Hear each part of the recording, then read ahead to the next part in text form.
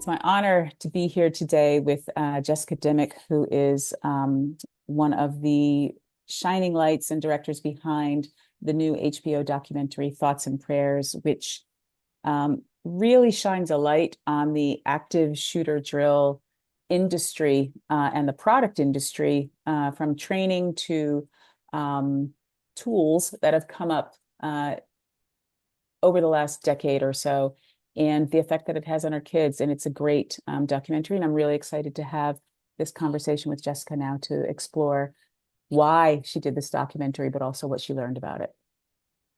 Where did the idea for the Thoughts and Prayers documentary generate from? My husband and I are both also photographers, and we discussed the idea of this being a photography project. Like, what if you just went into the classroom of kindergartners, first graders, second graders, and you photographed just a lockdown drill? Like, what would it look like to see kids huddled in the dark or hiding in cubbies or under their desks and like their little cute work on the wall? Like, wouldn't that just feel wrong? And so that was the original idea. But then we also, the more we thought about it, the more that it was like, it's not only what they're doing, but it's also the fact that like 5 minutes before they were learning their ABCs, or they were learning to count for the first time, and then they're going to stop, and then they're going to go back to this. And so eventually we realized that like it needed to have motion. Gosh, I mean, that is quite a juxtaposition when you think about it. Like,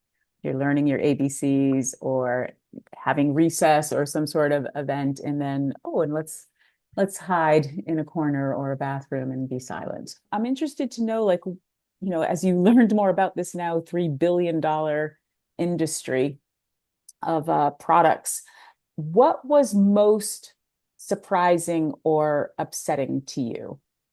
The thing that shocked me most is that like at a certain point you're looking around and you're like, wait, everything here is about practicing for when it happens. Yeah. Any bulletproof backpack or pop-up tent, it's too late.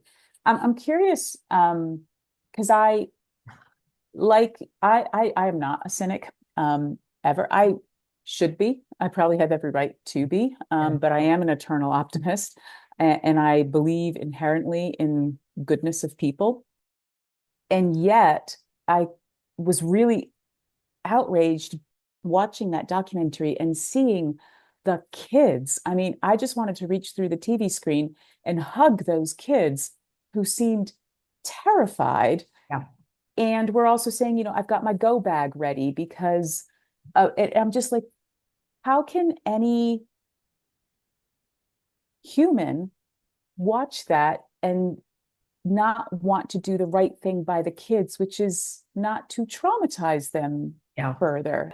What would you prefer to see? Like, what's the documentary you would want to make about not how to survive a school shooting, like the opening of your film says, but how to prevent a school shooting? We know that there are this doesn't just come out of the sky like lightning. Like, there are warning signs, there are ways that there are earlier interventions. I mean, I think a lot of what we're talking about is like way earlier interventions. Like you're saying, by the time someone's showing up at a campus, assault rifle, it's way too late. Yeah. It's too late for even the reason we're training civilians as first responders is because it's too late for even law enforcement to get there and do their job. What about you and Zach, and your daughter? Like, what are you going to do as a result of this? We feel like we don't have to live this way. And so when there are those moments where meaningful legislation is on the table, we want to engage in that. And when it's not those moments, doing anything we can to like gear up so when those shifts happen that like we're ready. I mean, I guess that's also my question for you. Like, what do you wish that your average American like me, what do you wish that like their one kind of action was? I want people to move from hopelessness or powerlessness. I want people to realize that there are solutions that work, such as education and awareness programs around recognizing signs, programs around inclusion and connection, because shooters start, the shooting is the end result. It's Yeah. everything upstream that happens before that. And it usually starts with something much more quiet, loneliness, isolation, bullying. And it's like these are things that we Yeah. can do that actually prevent the problem from escalating versus just practicing for when it happens, and getting people help, because we don't just want schools or kids to be safe during a lockdown drill. We want them to be safe every single day.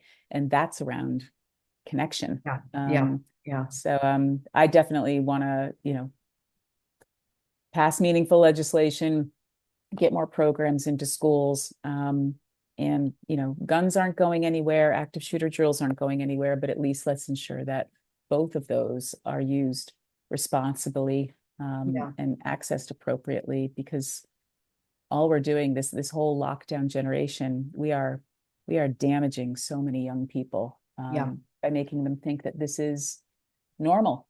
Jessica, thank you so much, Thank you so for much. joining me today. I know that this conversation is going to continue because you've truly created something very Thank you. powerful and true. Thank you so It's much. important.